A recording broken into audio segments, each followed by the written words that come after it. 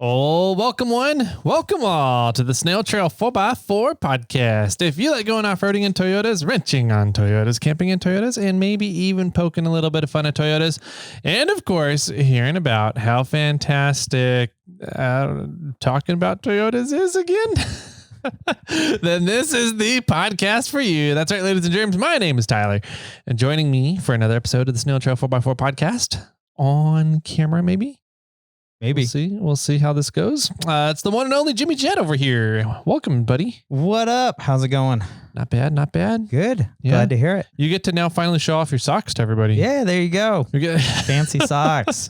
If I wear socks, but yeah. I used to look like I wore socks, but it was really just a really bad tan line. Oh, yeah. But, yeah. Speaking of Crocs. Okay. I don't remember mentioning them, but that works. Well, you're not wearing your socks on your Crocs. It's true. But I saw these an Instagram reel of Croc boots. Oh, yeah. Croots. Yeah. They're Croots. Yeah, I forgot what they called them. Maybe it didn't say Croots on it. It said I think it said Crocs. They're like cowboy boots. Yeah. Well, Croc boots it's a category. Yeah. So it's not a brand. They were pretty high. I thought it was funny. Yeah. Those things, I want to get a pair really, really bad, but they're like $180. Yeah. For a pair of Croots. I'm like, that's stupid. I'm not paying that. However, if I win the lottery, that's one of the maybe signs. I'll be watching if you wear Croots one day. Yes. If I start wearing Croots, you guys know I won the lottery. Sounds good. Oh man. So today's episode, was this a Thursday? Thursday, 501. Sweet, 501, man. What do we got going on? We got some stuff going on. I haven't been up to a whole lot vehicle wise. I have some plans that I've been planning on, but not having a whole lot of time to do. Sure. I welcome them to my world. Yay. We'll get into those in a little bit, I guess. For housekeeping stuff, we have for the giveaway this month is a new MORRFlate air hub. Yes. I'm super excited about that. These are pretty rad. We'll have one to show on next video. Sounds good. The production samples are coming in here right now. They're freaking rad, man. They're turning out so good. So, last or one of the previous episodes, you said, there's two connections on it. And I was like, why are there two connections on it? Like I didn't get it, and then I saw one of your recent videos about how you're how to retrofit it, like what is required, what the free kit that MORRFlate sends out to every air hub person if they want to retrofit their kit. Mm-hmm. Really all it does is turn your MORRFlate into a MORRFlate stubby. Yeah, so that's a good point. We have gotten rid of the stubby category for MORRFlate products and renamed it the air hub category. Okay. So the air hub is now going to be kind of the modular system for air hoses and everything that we have. So it's now the air hub modular hose kits. Oh, got kind of thing. There's still the stubby manifold, which is just the one that you have essentially. Yeah. It's just our black anodized aluminum manifold with some couplers and slide valves and gauge on it. And so you can still get that if you want, but if you want the fully automatic manifold, the auto magic manifold, as I like to call it, then you now have that option for that whole modular system too. Yeah. So, that really makes things really simple because now you can still use your MORRFlate as a MORRFlate. Yeah. Or you can disconnect the manifold off really easily and just simply connect the hoses to the air hub. Yep. And then use that to do your automatic air up and air down. Yep. And those the manifold, the stubby manifold, the analog one, I guess, with the digital gauge, it still works great as like an air splitter for garage stuff. Sure. For air supply stuff, or if you just want to have a spare manifold in case the battery runs out in the air hub and you don't want to sit around and wait for it to recharge. Sure. Yeah. Then you can pull out your spare manifold and still get the job done. So cool. Yeah. No, it's fantastic. I'm excited to see this product come to fruition. That's so cool. And you're teasing me too, because I've still actually yet to hold the device in my hand. Oh, really? We have there's one out there right now. We'll see it next episode. I guess next episode. So I'm super excited to see these things and see how they work and test them out. And Yeah. Maybe shoot a video on it. We'll see. Yeah, they're super rad. I'm really excited. Like I said, everything that we've been doing with MORRFlate so far since we came out with the 4-tire hose kit. The next thing I wanted to do was automatic deflation. Right. And I messed around with a lot of different devices, analog devices mainly, to try and accomplish that. And nothing really worked great. Okay. And so everything we've done since that point, and I was thinking about it yesterday, I was working on that with the white 4Runner, the first gen. Dang. Okay. Yeah. Which is 4 to 5 years ago. Over 4 years. Yeah. That's almost 5. Well, it's over 5 years ago since we started that. But yeah, because I remember like in the teens of SnailTrail4x4 podcast, like 14, 15, whatever it is when the 4Runner got stolen. Was it that early? Yeah. Wow. Yeah, it was it was early on. I remember sitting at Barrett Lake with the white 4Runner, the first gen 4Runner, playing around with adjustable pressure relief valves. Okay. So that should tell you how long I've been trying to accomplish this. And so everything we've done with MORRFlate since then, really, God, 5+ years ago. Wow. Has been leading up to this point of the Air Hub. Yeah. So yeah, that's pretty wild. It's pretty cool. I'm super stoked for it. And now that we have the technology figured out, there's a lot of other fun ideas I have to use that technology in. So, well, I don't want to put another big old beep on there. Beep. So we'll talk about that off air. I was talking to somebody about it. They're like, yeah, Jimmy put a big long beep in the episode. They were talking about some NDA stuff. And I was like, did he keep that in? And he goes, yeah, it was like, it got to the point where like, I was getting a little worried that people around my vehicle were going to be like, why is he just listening to a beep for so long? So, I didn't think it was that long. I didn't leave the whole thing in. Okay. I cut it. I took a mass chunk of whatever we talked about out. I took it all out and then I just put the beep on top. Okay. And the beep, I don't know, maybe it was 5 seconds. So maybe it was, a little more than 5 seconds. I don't remember. Maybe it was a little long. I'll trim it down next time. Yeah. Whatever. I think 5 seconds is fine. He's just being a baby. Yeah. Who was that? Derek. Oh. From Total Off-Road. Oh, funny. Yeah. Too funny. Yep. So yeah, Air Hub's coming out. It's really, really cool. I'm so excited to see this come out. It's going to change the way that the whole off-road industry looks at inflation and deflation. I think so. For sure. I think it's going to be it's just a new tool in the arsenal for airing up and airing down. Yeah, which is really rad. Cool. So we got one of those for a giveaway for this month. Yes, we do. So if anybody wants a chance at that, just go to iRate 4x4 and go sign up for the the giveaway tier there under the SnailTrail4x4 forum. So perfect. Let's see. We had gift boxes went out and we are now out of April. We are. Which means the gift box tier is closed. Yes, it is. It closed today. Today. We're a little late. Yep. So if you guys got in, lucky you. I don't think anybody did though. I don't think anyone got it. But yeah, the gift box tier is closed. So that means we're going to start working towards Jim's box in November. Yes. So our goal is to ship those out. I thought we shipped them out like the last week of October. They're trying to get them out. I think we do 6 months. So if whenever we get them out in April. We try to do 6 months, April to 6 months makes October. Gotcha. That's why I get to claim 2 months now. That's right. That's why you did that. Well, I didn't do it that way. I think you did. You planned it that way. No, I think I think you planned it that way. Yeah, that's exactly what it was.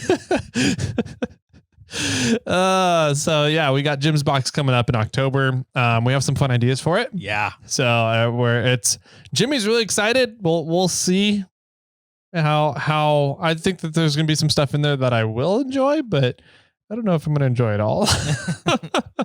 But if you appreciate Jimmy over Tyler, you'll appreciate everything in the box. It's true. Very true. Yeah. So we got that coming up. So hang out and just keep going with the gift box tier, and we'll have those more updates as we get closer to September and October. Yeah. Whatever updates we do give. Yeah. Right. Mm-hmm. Which isn't a lot. Yep. We also have the Yokohama tire giveaway. That we do. We have reviews for on Apple Podcast. And if you leave a review, you get automatically entered for a set of Yokohama tires. Yes, you do. Which is a lot of fun. So we're probably creeping up pretty soon here on 650 reviews. And we give a swag pack away for those. And this month's, or that swag pack's going to include an Onyx Off-Road Elite membership. Nice. And I vote we do the other one for 700. Okay. I'm down. Do that? Yeah. Okay. So we've got 2 of those. So we're going to, at 600 reviews or 650, 650. we're giving away a swag pack that includes an Onyx Off-Road Elite membership. At 700, we're giving away a swag pack that includes an Onyx Off-Road Elite membership. And then at 750 reviews, we're giving away a set of tires from Yokohama Tire. That's so cool. That's rad. Yeah. Yeah. My dad just ordered up some 40s. Oh, some really? Yokohamas. Some Yeah. Yokohamas? For his truck finally. Sweet. Yeah. So it'll be fun to see him on the Yokos now. Yeah. Yokies. Yeah. I'm really happy with them. I am too.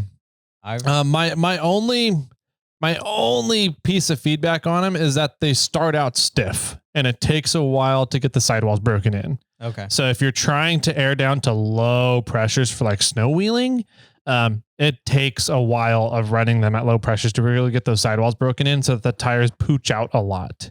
Otherwise they're awesome to go for rocks right away. Okay. And they do just fine in the snow until you get them broken in. You just have to go lower pressures than you typically would until they get broken in. Right. So, yeah. And all my off-roading in Sand Hollow, man, Moab, not Sand Hollow, here like a month ago now, they went fine. Like I had no concern or issues with traction. Nice. You know, I had too much traction. I put myself in stupid situations where I probably shouldn't have been because I had all the traction in the world with the crazy sandpaper rocks. I think that was just Lee. Yeah. I think Lee wasn't getting on the trail when I was being silly. Okay. But yeah, they're great. I mean, they're great in the snow, rocks, and in sandstone, which I would almost assume that almost any tire is pretty good on sandstone. Yeah, the IROCs are not good on sandstone. I will tell you that. Yeah, their sidewalls are too rounded. Yeah, they're too rounded. They just don't grab it all. And there's actually they're too the tread blocks. There's too much void. Tread void. What void ratio? Void ratio. Thank you. There's too much void ratio on them. You're not getting enough tire on the rock, the sandstone. And they're a super round tire, so you can't really use the sidewalls to bite and grab onto stuff.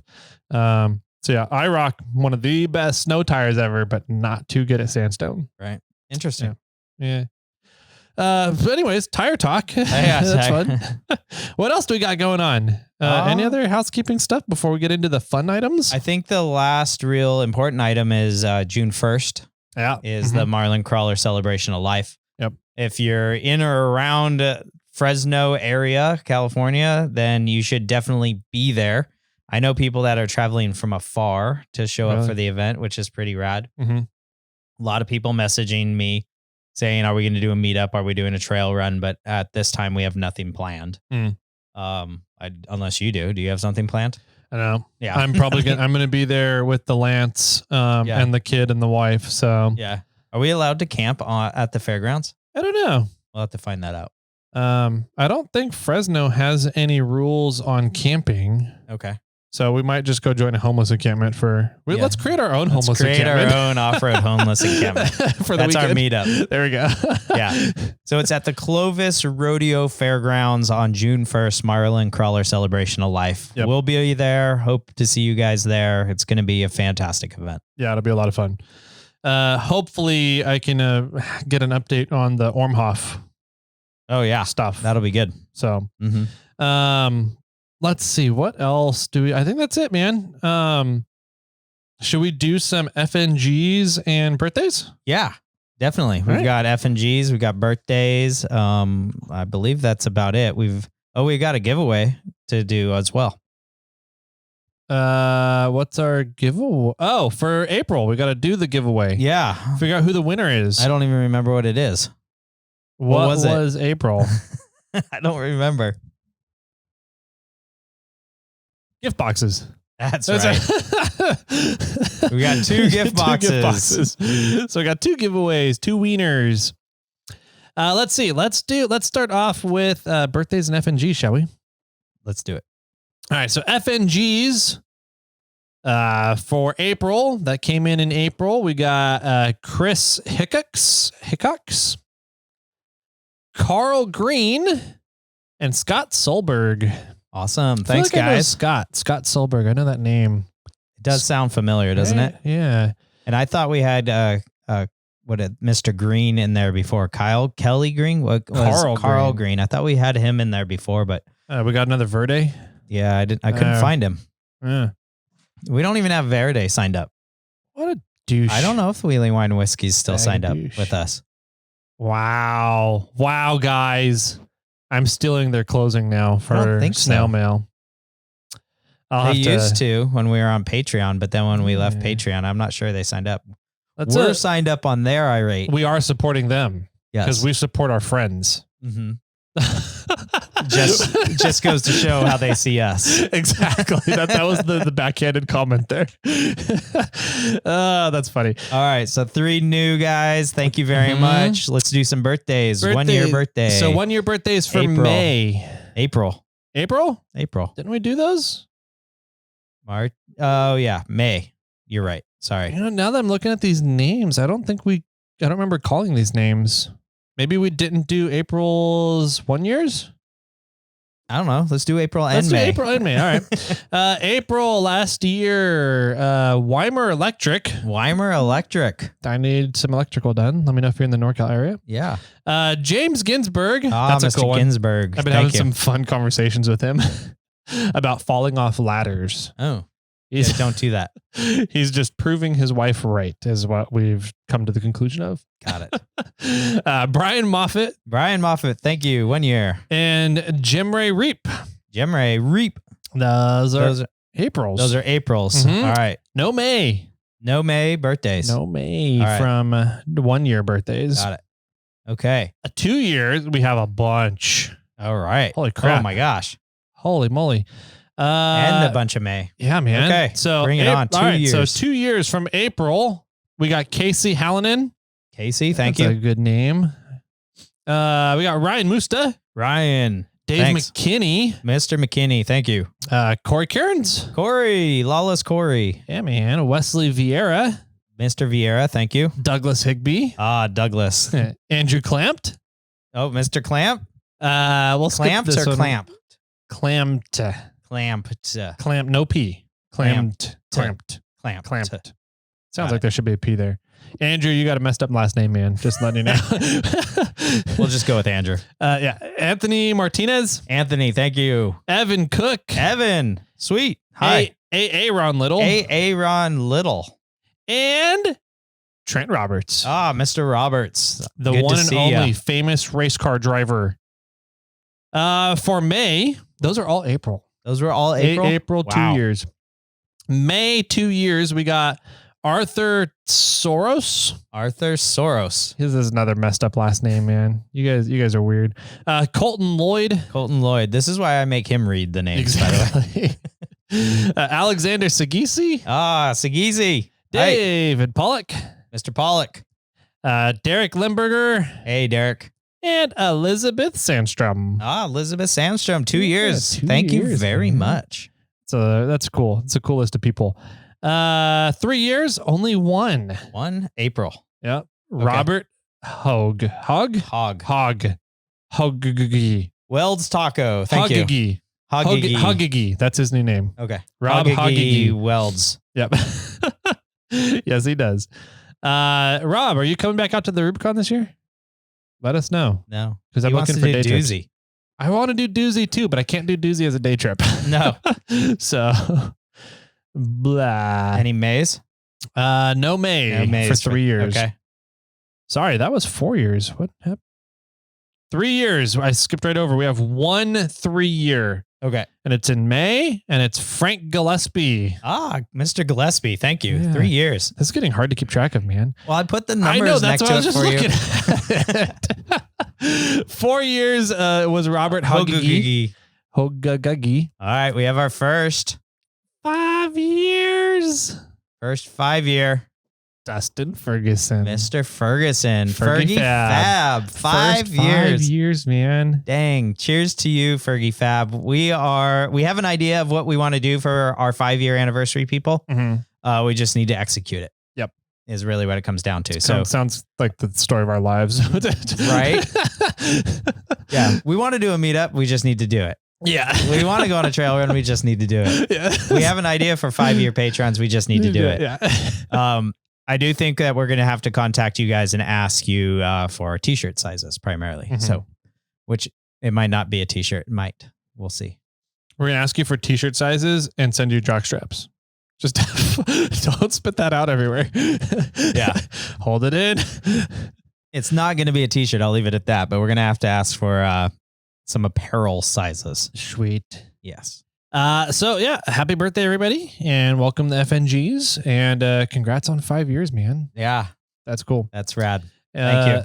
Our very first subscriber. Yeah, man. Dude, our that's Snail crazy. Squad member still sticking around with us, which is wild. Do you think he still listens? I don't know. I think so. We've got a bunch of Junes though. Yeah. So yeah, we do. All right. Well, put We'll get that on into my that. list of things that I need to take care of. Aw, I just saw one of the June people. Yeah. It's sad. Sad. We'll get into that next month. Let's see. So we have a giveaway to do for 2 Tyler's boxes. 2 gift boxes. So let's see. We'll go over to this screen. How many people do we got to do this from? Yeah, I didn't separate those yet. So we got to copy them. Oh. Okay. Time out.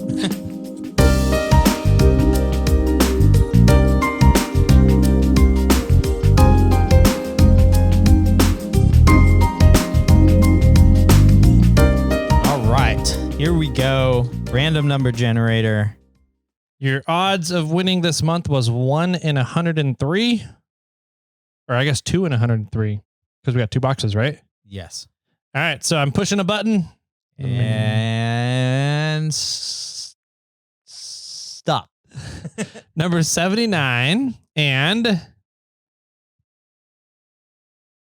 3, 2, 1. Stop. 92. So 79 and 92, which is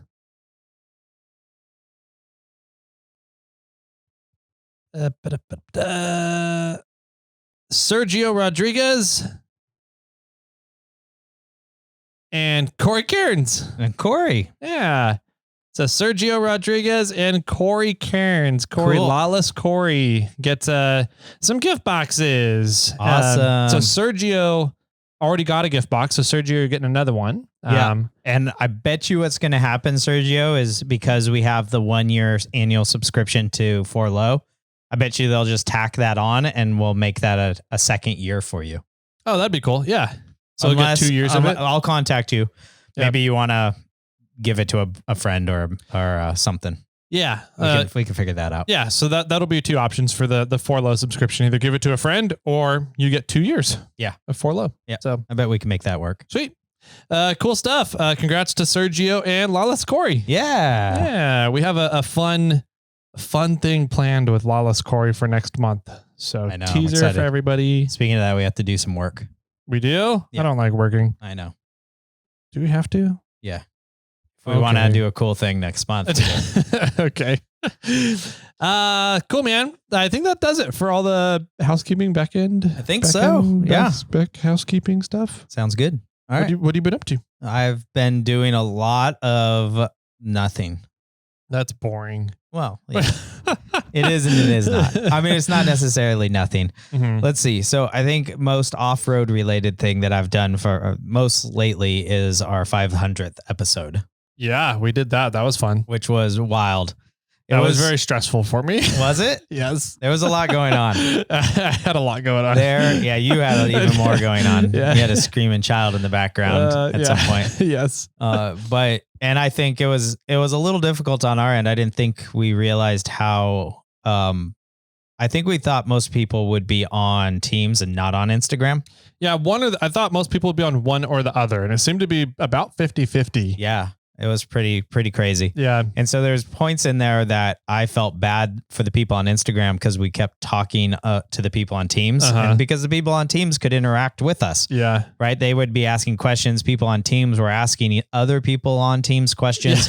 I mean, it turned into an Australian show. It really did. It really did. Everybody was asking Ozzy or Charles Locke questions. Yeah.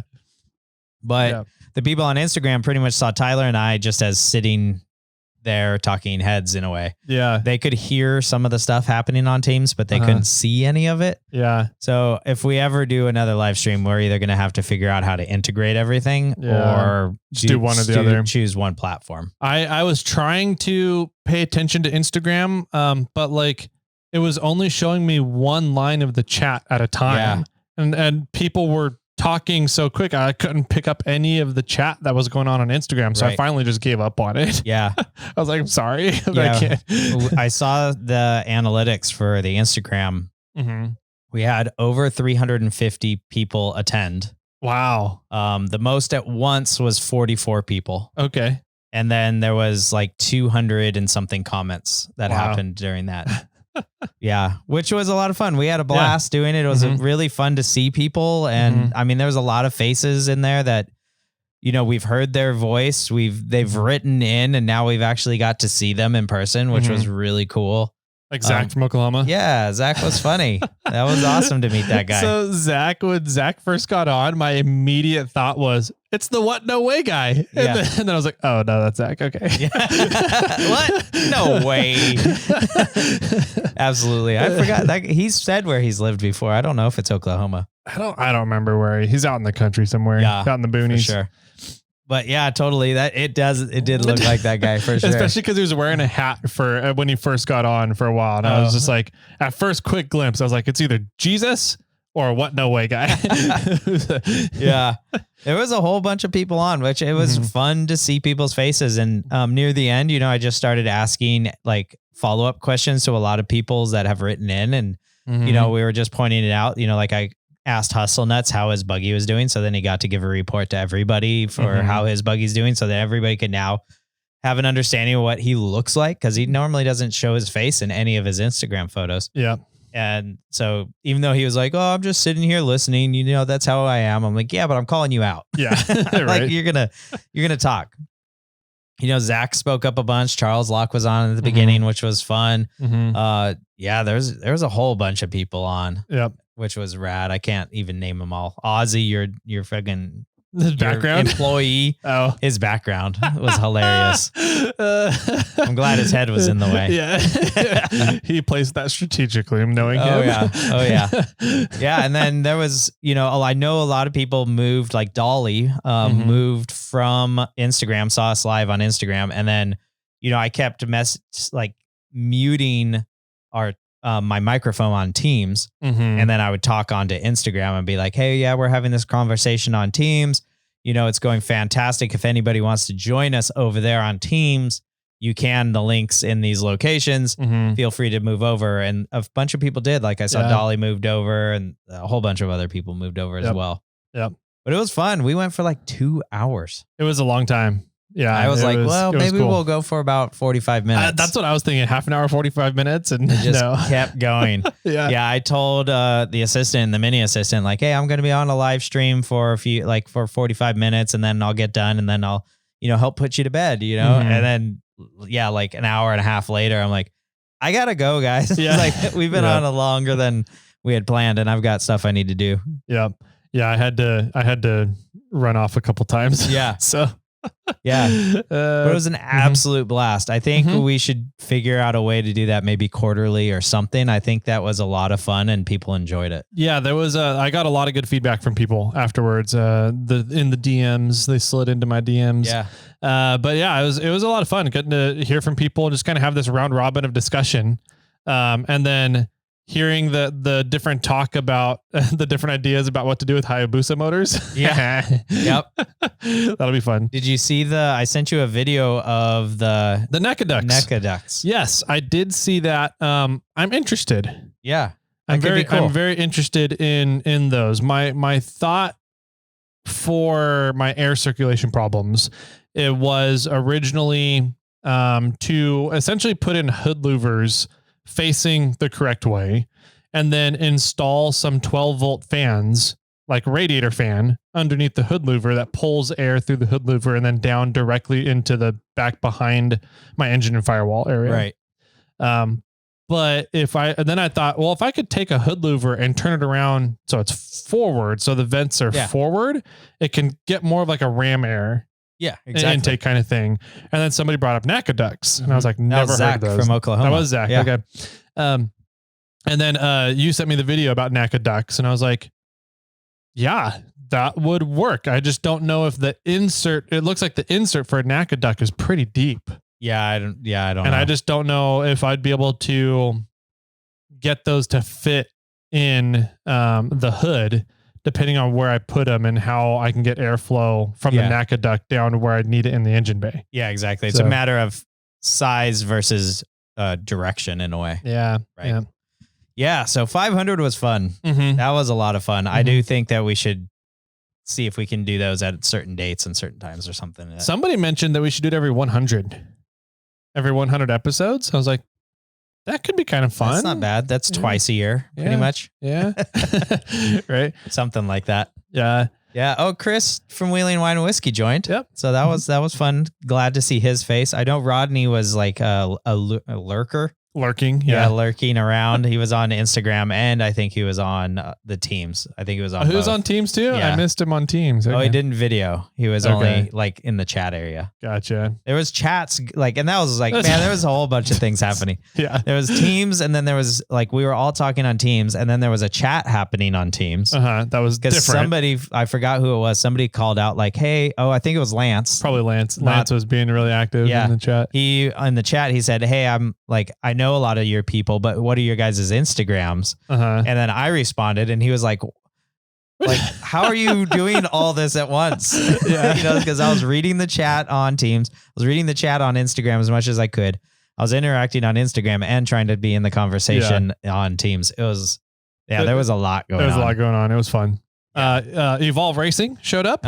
Yep. We had Keith Melissa. We had Melissa on for a while, and then Keith got home from work. Yeah. And literally, as he's walking through the door, Melissa turned over the phone and the camera towards him, and he just looked like a deer caught in the headlights. He was like, "What the hell is going on?" Yeah.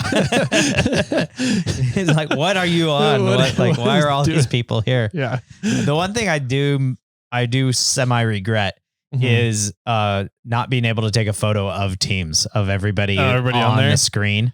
Teams is kind of funny. They have this theater view. Yeah. So you can put everybody's video screens into like they're sitting in a theater seating. And I meant to do that at one point. I just totally forgot to do it. Okay. Yeah. I was able to change the views a little bit so I could get more people on the screen. But I wanted to take a photo just to, remember it by. But my phone was being used for Instagram. So I had no way to snap a photo. Well, I think I did record it all. Oh, yeah. So I haven't looked at the recording yet, but we should be able to take a screen grab. At some point, I noticed in the chat that it said recording ended. Yes. It only gave us, I want to say, an hour and a half, and then it restarted. So it started a new recording after that. Yeah. I'm curious if we can grab the audio from that. Probably. Yeah. Because it might be fun to see if it's worth sharing uploading the audio. Yeah. It might be too chaotic. Maybe. With so many voices and everything going on. But it wasn't too bad. I mean, there's a lot of voices. It's hard to keep track of all the voices, but it wasn't like the shit show podcast we did that one time at KOH where everybody's talking on top of each other. People were being polite and trying to talk in turn, but there's still you're not going to understand who's who. Yeah. Because there's just 40 people trying to talk. Well, you can understand Ozzy and Charles. Yeah. But outside of that, it's we're all other random people. Yeah. So that was fun. I had a blast doing that. It was a lot of fun seeing people. It was a lot of fun to see the turnout and have people show up. And it was a great time for sure. I agree. So we'll do it again sometime. We'll figure out when the special occasions can be to do that again. So, let's see. I saw all my chainsaw gear. Yeah. Is here. Did you finish the tree then? I did. Okay. Yesterday. Nice. So I was like, man, I'm going to do the studio. I should finish everything up. It's a nice day. So it was really nice yesterday. So finished the tree. It's just in rounds now. That last section that was by the post, I cut. So when you were over, I think we stopped near the post. Then we started on the end that broke. And then we started cutting that. And then, so I continued that side. And then when I got near the post, I literally just rolled the tree away. Okay. And then had the room to be able to cut it as needed. There you go. But yeah, so everything worked fine. Everything was great. That chainsaw is a beast. It works. I've been impressed, so man. Nice. Yeah. So nice. It does work really well. Your dogs, your custom chainsaw dogs work great because you could just shove them into the tree and then use that as leverage. Yep. I was also just like almost sawing with this chainsaw a little bit because, cutting full 24-inch bar or whatever, cutting that length, there's a lot of drag on the chain. And so there was times when I was just sticking the nose in and then, then using the leverage points and just trying to get it down. But yeah, it worked fantastic. Nice. It's fun. Yeah, it is a lot of fun. Yeah. I don't know if I would want to do it like a hot shot as a job kind of thing, but yeah, it is a lot of fun. Yeah. So yeah, it made me also want to get chaps. Like I actually want to formally get chaps, even though I don't have like a big old chainsaw or anything. I think it's just a safety mechanism safety device that you should have. It's so easy, especially if you're doing anything for a lengthy amount of time. Like you don't realize how much you're using your entire body when you're chainsawing. Oh yeah. And especially when you're digging the dogs in and using leverage to work chainsaws. You use a lot of energy, man. You do. And so over time, I mean, even just an hour of doing work like that, you just get tired and it takes one slip up to change your life. Yeah. And I remember the first time I had those are when those chaps were new. And it was the first time going out and using that saw. I put on the chaps because I was kind of bucking this tree that was on a 50 degree slope on the side of a hill. And I was like, it's only going to take me 10 minutes, but it's such a bad environment to be bucking a tree out of. I put the chaps on, and literally the third cut I did, I was moving the saw I had to move my foot placement or something. And it just took one tiny little second. I nicked my knee where I had the chaps on. So there's a little nick in the knee on the chaps. Yeah. And that was from the first or second time using that saw and the first time using the chaps on those chaps. Yeah. Dang. That's like, wild. Yeah, man. Anytime, man. I'll tell you my stupid moment. I was completely done. We were packing up and I was moving everything from the backyard back into the garage to store it. And I lifted the saw up and I did something like I turned funny or I stepped like a lunge or some sort or whatever it was.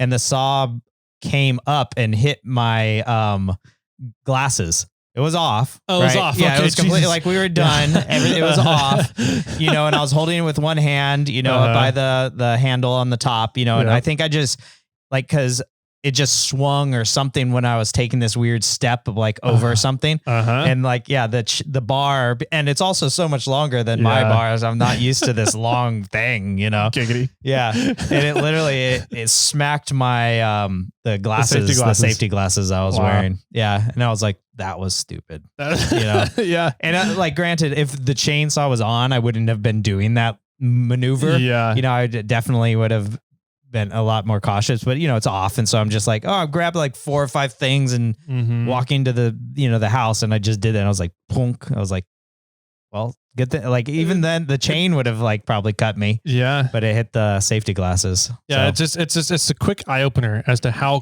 quickly. Oh yeah. Things can go bad with a chainsaw. Oh, yeah. Yeah, absolutely. Yeah. So yeah, the tree is all cut up now. Sweet. Now the thing with the tree is, I think pretty much once a day, I'm going to go out there and at least roll one round from my neighbor's yard onto my yard. Okay. Or something. Play the long game. I'm going to roll 1 or 2 a day sort of scenario. Just, when you get up in the morning and, after you do whatever your chores or I get back to the house. Don't you have a kid? Yeah. Kid can't move those. I think the rounds move more than she does. Yeah. My old man tried to move one and he was like struggling. So I'm also, I don't exactly know where I think we want to move the wood pile on our yard. Mm-hmm. And so I'm kind of hesitant to even move the rounds, because if I move them to where I am and then we move them again, it's just like, well, I might as well move them all once. Yeah.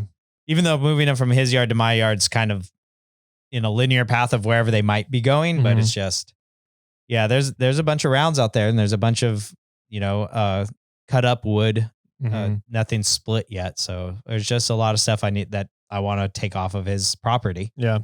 And I'm going to leave him a pile as well, but there's just a lot of wood there. Yep. On the flip side, I also am like, well, I could just leave it there throughout summer.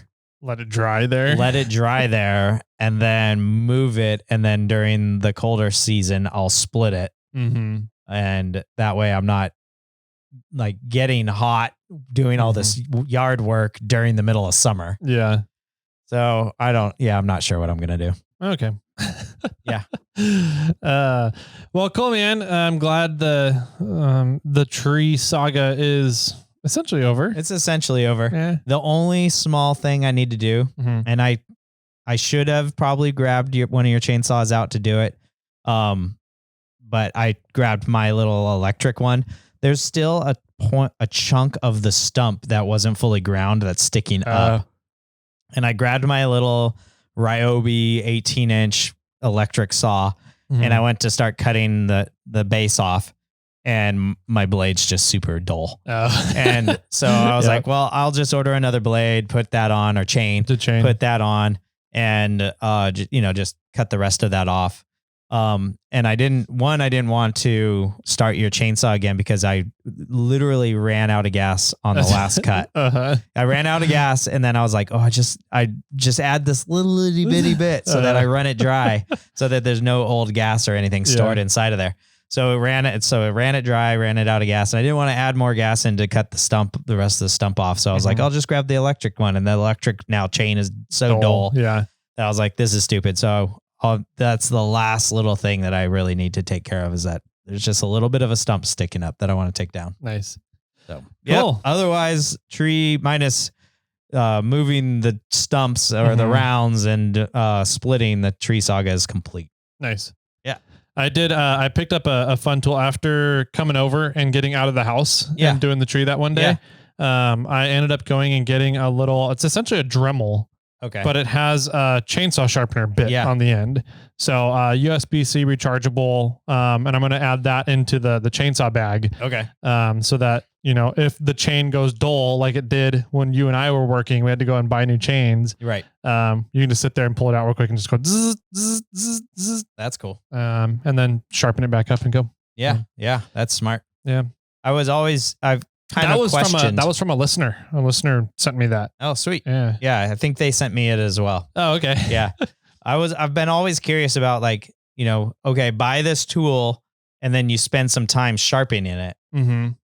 Or you buy a new chain for whatever, like $25. Yeah. And there's people who do chainsawing for a living. Typically they're like, no, you just sharpen your chain, because they're buying 34, 48-inch chains. Sure. And those are expensive, but 24-inch chain, you can get 3 of them, a full skip, full chisel, or semi chisel, whatever you want. 3 of them for $30. Yeah. $40, something like that. So $10, $12. I'm like, so you can spend 20 minutes sharpening or $12. Yeah. On a new chain. I'm like, what's their value there? That's my debate. Yep. Yeah. So I'm buying new chains. I just buy new chains. But you did buy a sharpening tool. I did buy a sharpening tool because it happened where I don't remember what happened. We didn't the other chains that you had in your bag were slightly too short. Yeah, they were labeled correctly, but for some reason they're too short. They were for a 24-inch bar, but they were a 30 link instead of a 32 link. Right. And apparently my saw uses 32 link 24-inch chains. Yeah. Okay. So I missed that part when buying chains, apparently. Yep. Yep. So I'm going to have to figure, I guess, do I have to count the links of my chain before I buy one, or does it should say on your bar? Okay. The bar should be labeled with all your chain specs. Okay. Got it. So yeah, tree saga's done. Yep. Returned your saws and equipment and everything. There should be at least so all the chains that you bought when we went to Ace are in there, or that I bought are in there. The ones that you bought off of Amazon and had shipped to my house, I brought back. Okay. And you should have some extra, at least 1 can of extra fuel, if not 2. Sweet. Yep. And a whole nother jug of bar oil. Oh, cool. So you got a lot of bar oil. Sweet. Yeah. Perfect. I'll be loaded up. Yep. For all my camping trips this year. Yeah. Sad face. So I'm going to need to borrow that next weekend when I go camping. Oh, man. Are you going camping next weekend? No. Oh, okay. This upcoming weekend, Mother's Day weekend, staying home. We're doing a thing for my mother on Saturday and a thing for the assistant on Sunday. So we're home. I get to do something for Mother's Day this year. Yeah. So yeah, did that just hit you? Yeah, it just hit me. Holy crap. Yeah. Well, you have a mother. I think. Yeah, she's there. Yeah. And now you have a child who has a mother. Correct. Yeah. So, yeah, it took me a little while to realize that I have to take care of the mini assistant's mother, my wife. Yeah. Right. That's like, she's not, the mini assistant isn't going to do it. No. But at least the mini assistant's at the age, like on Monday, when I drive to school, she's like, okay, here's my ideas for Mother's Day. Oh. Right. And she's coming to me with what she wants to do for the assistant. Gotcha. Which is fantastic because now I don't have to like figure it all out. Yeah. Though I did complain to the assistant a little bit ago about how Mother's Day works. Well, no, man, this Mother's Day thing. Yeah, well, there's a Father's Day, so that you're gonna get a present next month or something like that. Which is gonna be a camping trip, maybe. But so like the assistant we go Christmas, December. Her birthday's January. February's Valentine's Day. March, I don't think we have anything, and then April. Well, so it's my day, April's your my birthday, month, but yeah, and then May is Mother's Day, right? And I'm like, there's solid 4 or 5 months there that every month I have to buy you a present. Yeah, pretty much, or like 3 out of the 5 months I'm buying you a present, and it's like I'm out of gift ideas. Yeah, like I've used them all up. So I'm like, what? Okay, is there anything you want for Mother's Day? And that's sort of what I was like, is there anything you want? Like, is there anything that you care about? And she was like, I don't know. Let me think about it. Cause I have ideas, like I'm going to probably get her a Green Acres gift certificate, which is a nursery out here in California. Yep. Or NorCal. She gonna pick up another kid? No, not a different nursery. Okay. But our game plan is on Sunday, we're going to plant our garden. Oh, okay. So I was like, well, I'll just get you the gift certificate so we can buy the plants. Okay. And that we don't have to worry about that. But she said, oh, I'd like to have a pedicure. I was like, okay, I'll go get you a gift certificate for that too. There you go. Yeah. And then the mini assistant has this elaborate idea of like, I want to get a basket and put flowers in it and do like all this stuff. And I'm like, oh my gosh. Like I want we call it mom chocolate, which is like dark chocolate. Okay. Yeah. Just fancy, like salted dark chocolate or caramel dark chocolate or whatever. That's mom chocolate. What's dad chocolate? Milk chocolate. I don't know. Yeah. Hershey whatever. Kiss. Yeah. Hershey Kiss. Whatever is left over. And whatever's in the bottom of the candy jar. Yeah, exactly. Oh, here's your Thin Mint or whatever. Yeah. But okay. I'm sorry. Keep going. Is there a weird term for that? No, there's not. All right. I'm going to move on. Okay. All right. But anyway, so yeah, I'm going to try to have to combine those forces. But yeah, you've got to think about something for a mom now. All right. I gotta start figuring something out. Yeah. Well, I'm glad I brought it up. So, yeah, me too. Happy Mother's Day to all you mothers out there. Mm-hmm. And if there's any ladies listening to this podcast. There's a couple. 1% of you. Yep. There's at least one, two, three. I can think of 3 off the top of my head. So cool, man. Mother's Day coming up this weekend. What else is coming up? You got any plans for the rigs, vehicles? Any to-do list? For Mother's Day? No, just in general. I really want to put my rock sliders on the Tacoma because they're just on the floor in the shop and kind of getting in the way, and I need to start cleaning the shop up. I had aspirations to start cleaning the shop yesterday, But I started flipping and turning our raised beds because we were going to be doing all the gardening this weekend. So I was like, I need to get that sort of going. And so I didn't do anything in the shop. But I probably will try to get the Tacoma done this week, either Thursday or Friday, or start cleaning the shop either Thursday or Friday and just move the rock sliders out of the way for now. Okay. We'll see. Yeah, so it'll be one or the other or both. We'll see. Something will happen. If I'm able to put the rock sliders on the Tacoma, I sort of count that as cleaning the shop to some extent. You're getting stuff out of the shop. Yeah, it's out of the shop. Though I don't know what I'm going to do with the old rock sliders, or Nerf bars, or whatever you want to call them. Yeah, I don't even know what to call them that. Yeah. But I almost, I set up a GoPro to start shooting a video and did the intro. And then got distracted doing a bunch of other things and didn't shoot the video, which was going to be cleaning the shop. Okay. So that video has got to start to happen soon because I really need to start working on the 4-wheel underground parts onto Samantha. Yep. There's apparently a betting pool going on now amongst the listeners of how many episodes what episode I'll have the rig completed. Yep. Yeah. I wanted to try to have the rig completed for Rubathon, but that's in like a month. Yeah, you keep saying I want it done for Cruise Moab. Yeah, I want it done for Cruise Moab. I want it done for King of the Hammers. I want it done for Rubathon. So I don't think, even if I get the shop done this week, cleaned, and pick up the 4-wheel underground stuff next week, because it doesn't matter as soon as I pick it up, I'm not exactly ready for it. I still need to work on the axles that are going to go underneath the rig.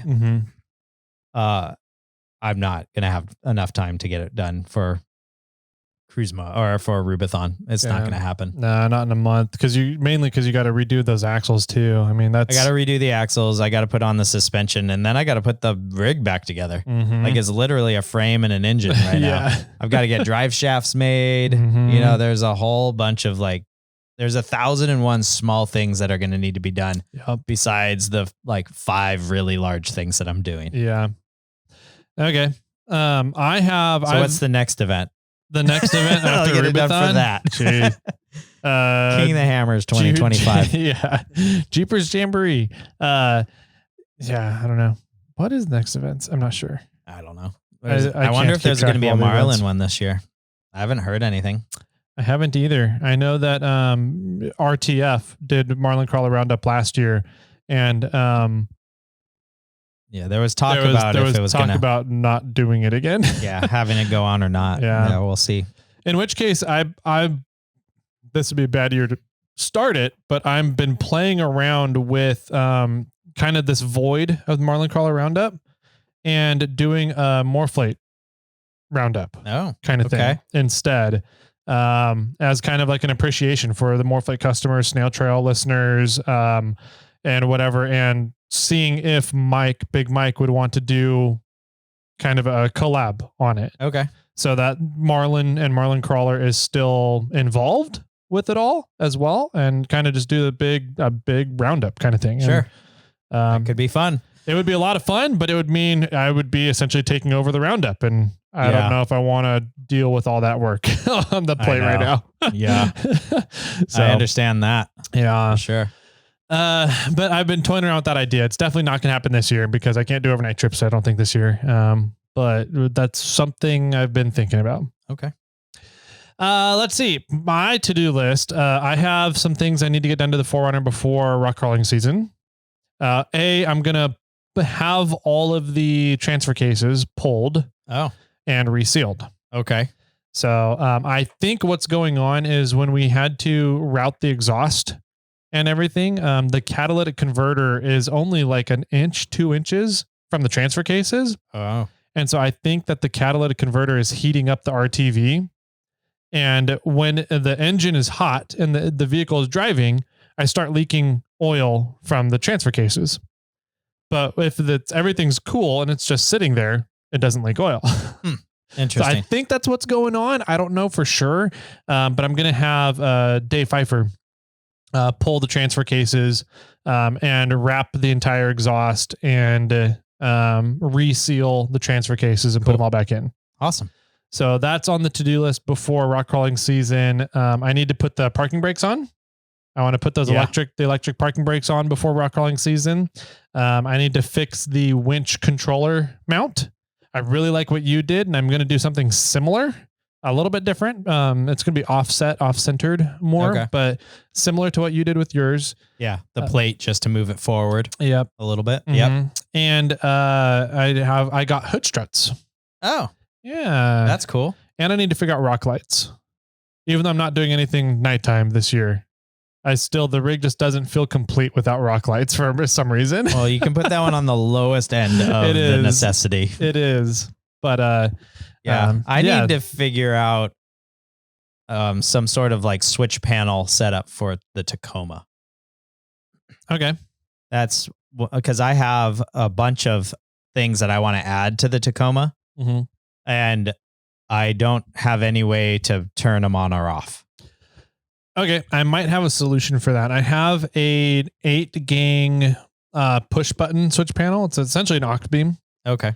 That I got for testing. I wanted to play around with that and compressors, essentially compressor actuation. Yeah. And at my event, and I never got around to playing around with it to see, because I realized what the power limits of those switch panels are. They just can't. They're not good for compressor stuff. Right.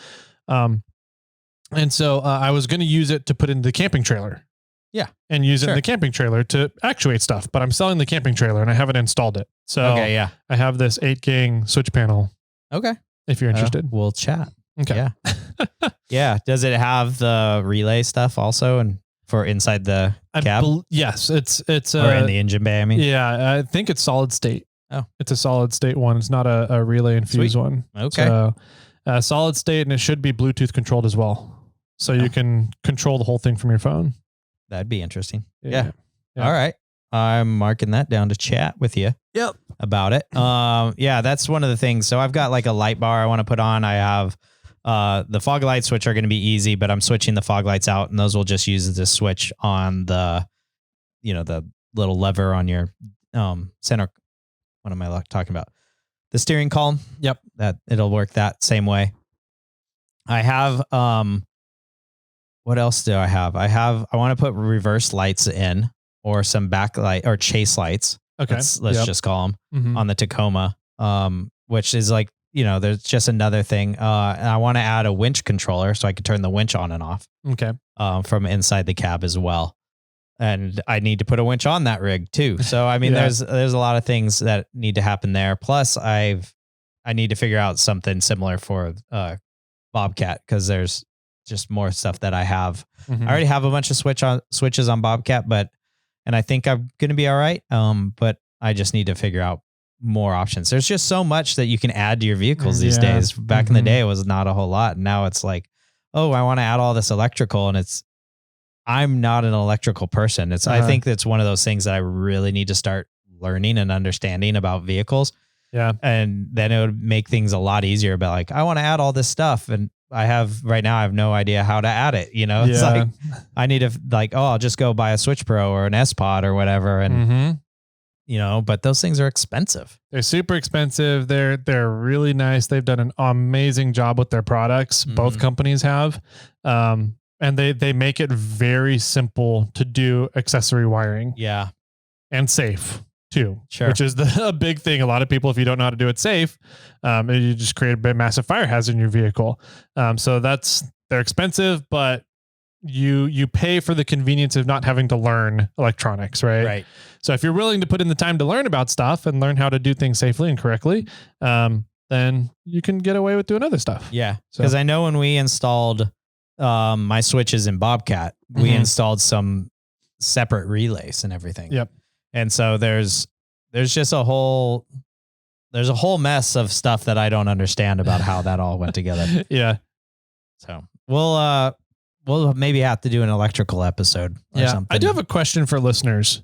Not necessarily on electrical stuff, but I've been trying to maintain and manage the suspension and axles under Kermit. Okay.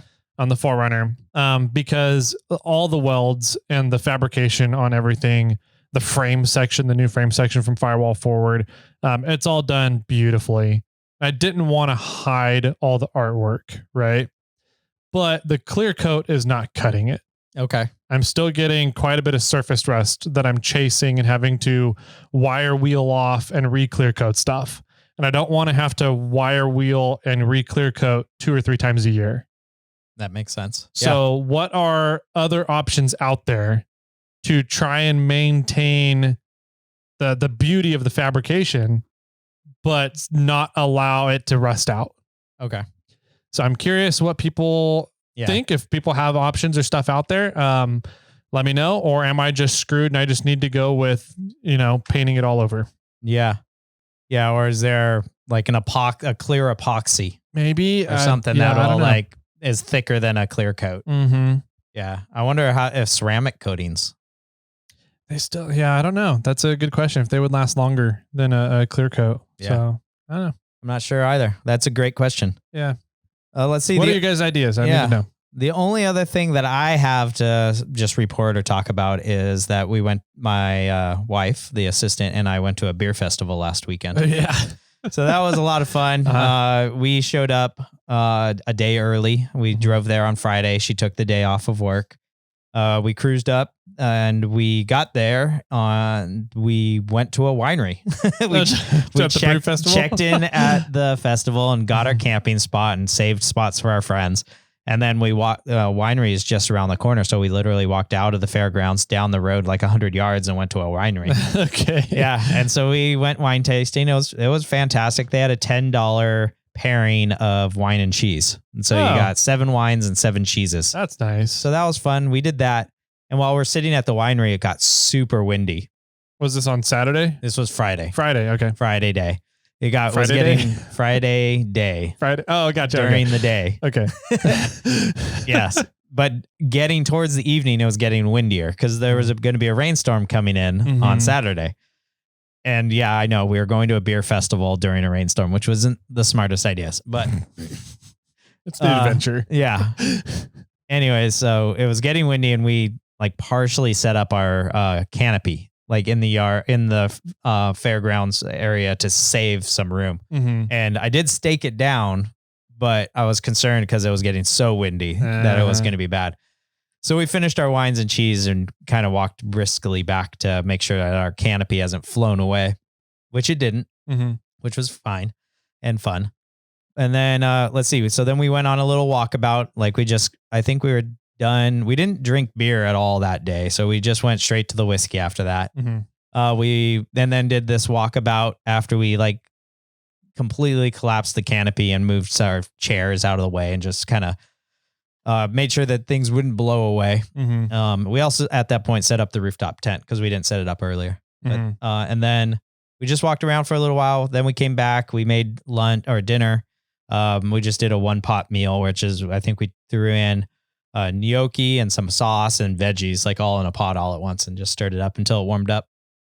And then we played Yahtzee, which is one of our go-to camping games. And then we were going to go on another walkabout, this time throughout the whole fairgrounds, just see who's around, see what people are doing, see the lay of the land, even though we've been there a few times.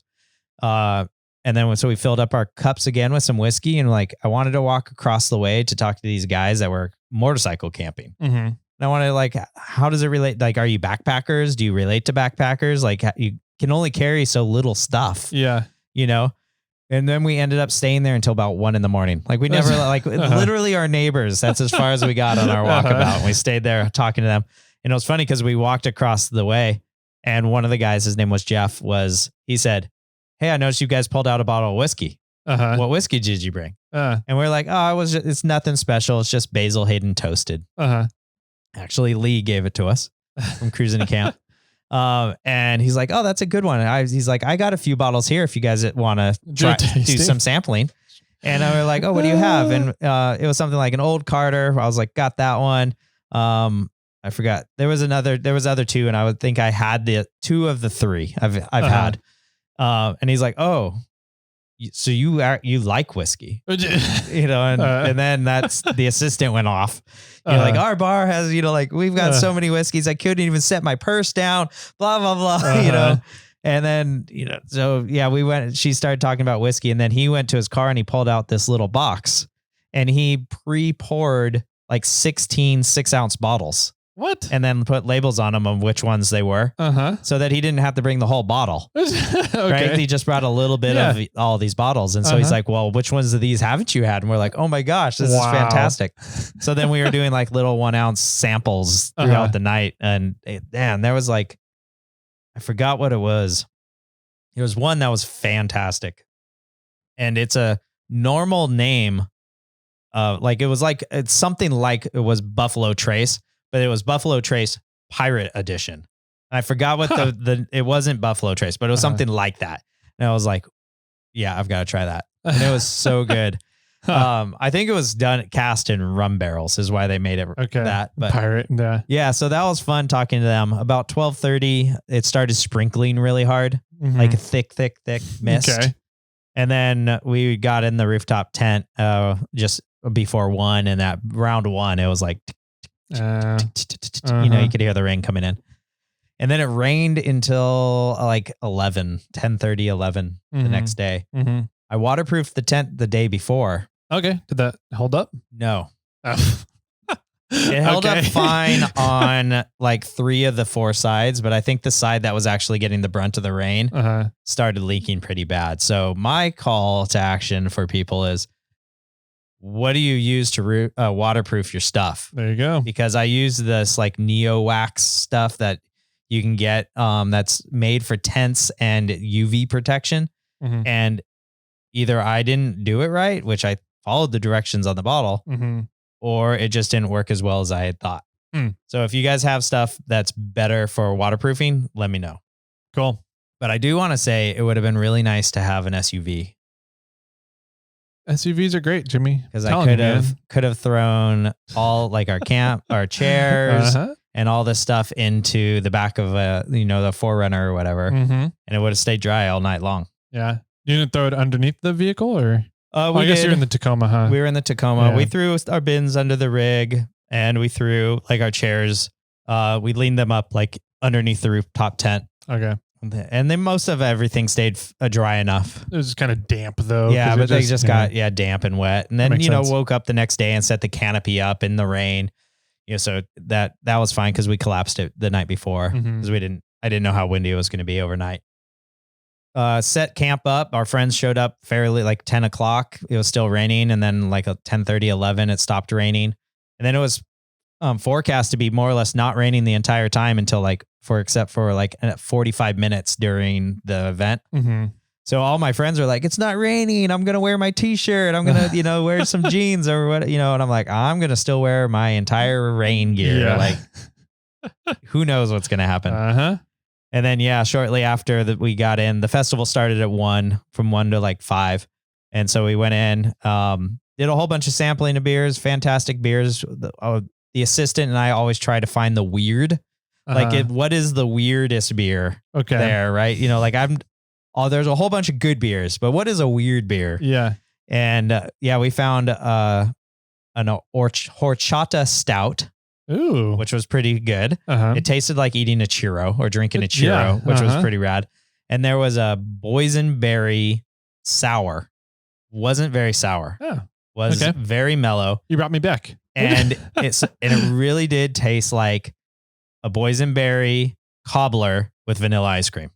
It was really insanely good. Interesting. It was a beer that I probably would only want 6 ounces of because it's so sweet. Oh, okay. But those 6 ounces were fantastic. So it's a really sweet sour. It was very sweet. Okay. Yeah. Interesting. And those were the 2 weirds. There's a whole bunch of IPAs, hazy IPAs, and Kolsch's, and reds and ambers and all kinds of other beers. But we always try to find the weird stuff. Yeah.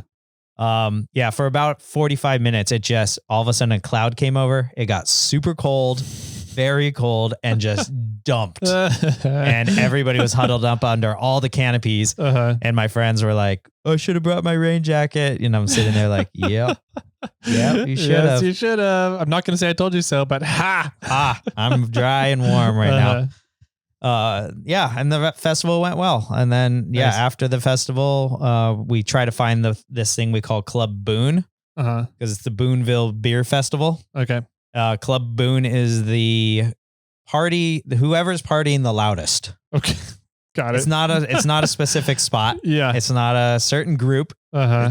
Sometimes the group is the same every year and sometimes it changes and it could change in the night. Because you might be having fun at one party and then you're like, let's go on a walkabout. Or dies down and then you walk away and then, oh my gosh, that party's over there's loud. Let's go join Club Boone. So we went on a little walkabout and we went to the place that it was last year and it was going off. And so we were like, found it. And so we stayed there until I don't know if they plan this or if it just happens to work out every year. But the last two times they've ran out of diesel in the smudge pot. At midnight. Oh. They don't bring more to refill it or? No, they said they went through 10 gallons. Oh, wow. They brought 2 jerry cans. Okay. I said, I'll bring a jerry can next year. There you go. But on the flip side, it's kind of, it's not too bad to not stay up too late after you've been drinking a lot of beer. Like maybe it's okay to go to sleep around midnight, not at 2 a.m. Yeah. So after that, we kind of walked back, hung out. There was a few of the friends still awake and we sort of hung out by our tent and then they all kind of slowly petered off. And then we were like, well, we're going to bed too. Nice. Yep. Woke up a little hungover, not too bad, just more so tired. A lot of walking and, you're up pretty late and not sleeping the best after you've had a bunch of beer. And then, packed up and drove home. But what was nice was having a truck and throwing all our wet gear in the back of a truck. Okay. And not in the back of an SUV. With having all that wet stuff inside your vehicle. But it wouldn't have been wet in the first place if you had an SUV. Well, I would have had to pull the stuff like a canopy. Like that I pull out. That goes in a bag. Yeah. A wet tent, that goes in a bag. Yeah. Well, the wet rooftop tent is on the roof regardless. But I mean, if you're ground tenting it, you could just, the water will go through a wet tent bag. Yeah. So it was kind of nice to have a truck on that side. I disagree. Yeah. We were talking about stopping off at a distillery on the way home, but we were like, no, I think we've had enough alcohol. And so, we just went home, cleaned ourselves up, unpacked the rig, and then we went and picked up the mini assistant. And that was the weekend. Nice. We did go wine tasting on Saturday. Oh, yeah. Took the kid. Yeah, you messaged me or the secretary messaged me, one of you guys, and said, what are some good wineries up here? Yep. So we were supposed to go with her parents, but then it was raining and her dad was like, I don't want to go out in the rain. I was like, we're going to go out still. Sure. We want to go. We need to get out of here. Yeah. So we went out wine tasting up to the Loomis area, to Cask. With the Cask Winery. So that's a good one. I'm not going to lie. I was very perturbed when we got there. Oh, because they do, they charge for tastings and it's non-refundable. Oh, and, so one of my pet peeves as a business owner is when other businesses nickel and dime people over stuff. And so it becomes a really sour point to me when wineries charge for tastings. Oh, don't go to Napa. I don't go to Napa.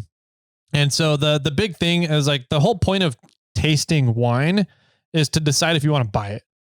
Right. Mm-hmm. And so I'm like, so if and the whole point of offering tastings is to let people sample the wine to convince them then to buy it. Right.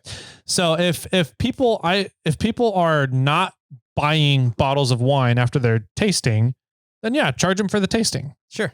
But if people are end up buying bottles of wine from you, you should refund the tasting or credit it towards their purchase or something. Yeah. And they don't do that. Oh. And so I was like, I don't know. I might just, I'm just going to be charged for the tasting, then I'm just going to take the tasting and go. Sure. Yep. But they ended up having really good wines. So we ended up buying a bunch of bottles while we were there. Yeah. We're not members there, but a lot of the assistants' friends are. Okay. And so whenever we go there, it's just like, oh yeah, there's, somebody's they're wine a member clubs and they're a member. Tasting, right? So we all are drinking for free. And then, we usually end up buying a bottle or two from them. Yeah. And then the assistant's a member at Secret Ravine. Okay. And so next time you guys come up, we'll have to take you there. Okay. We've been there. Yeah. I think we recorded an episode there that didn't work. Yeah. Right? Yeah. And then we had to re-record it. Yep. Yeah. I will say going wine tasting with a 2-month-old works great because inevitably it's going to be a lady that's pouring your wines, right? And they love babies, infants, newborns. And so we got access to the secret wine tasting menu. All right. As well as the regular one. So that was a bonus that made it worthwhile. Yeah. But yeah, it was fun and he did great. He just kind of sat there and people watched the whole time.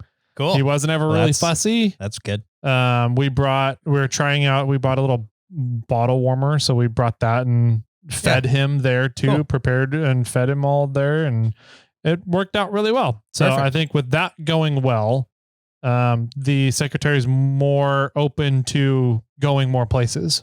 Good. So I'm trying to push her boundaries of what she's comfortable with and showing that it's okay. We can still do this. So that's awesome. Leading up to getting onto Rubicon this year for an overnight camping trip. Yeah. Yeah. Baby steps. Literally, steps, right? Yeah, literally. So that went all really well. And then I also put in lithium batteries in the Lance camper. Oh, wow. So I took out the lead acid batteries that were in there. It had two, I don't even know what group size they are, but they were probably about 120 amp hours total of lead acid, which means like compared to lithiums, you're getting 4 times the amount of power, usable power out of one lithium. But I put in 200 amp hours of lithium batteries into the Lance. So now I've got that as well as the 300 watts of solar on the roof. So the Lance should be set to go now for indefinite power. I just need to put the inverter, the 2000 watt inverter over. So, nice. Yeah. That's all I did. I'm done. There it is. Yep. All right. Well, that's fun. There's been a lot of updates. If you guys have any questions about it, you can feel free to get a hold of us. You can call and get onto our snail mail episodes. That is area code 916-345-4744. You can always hit us up in the DMs. Tyler's over at 4x4 Toyota Tyler. I'm at SnailTrail4x4. Or you can email us, Jimmy or Tyler at SnailTrail4x4.com. Sweet. I like it a lot. Mr. Jimmy, you got any final words for everybody out there? I had a dead battery when we were trying to leave the fairgrounds. And with that, my friends, keep crawling.